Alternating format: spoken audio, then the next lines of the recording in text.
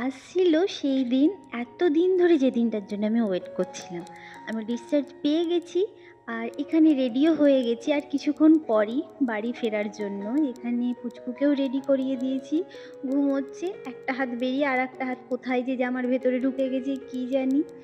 আর এখানে প্যাকিং চলছে জোর কদমে, কারণ আমি যা জিনিসপত্র এনেছিলাম তার ডবলেরও বেশি হয়ে গেছে। হসপিটাল থেকে এত জিনিস দেয়া হয়েছে, খাবার দাবার থেকে শুরু করে এই যে এই পুরো প্যাকেটটায় আছে পুচকুর সমস্ত জিনিস, এরকম আমাকেও একটা দেয়া হয়েছে।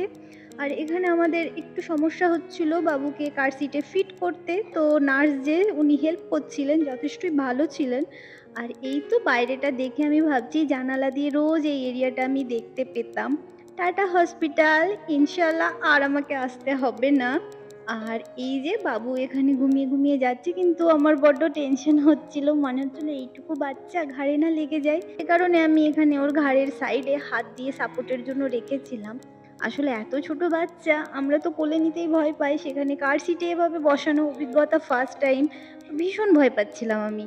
আর বারবার আমার মনে হচ্ছিল সেই দিনটার কথা, যেদিন আমি হসপিটালে ভর্তি হওয়ার জন্য বেরিয়েছিলাম।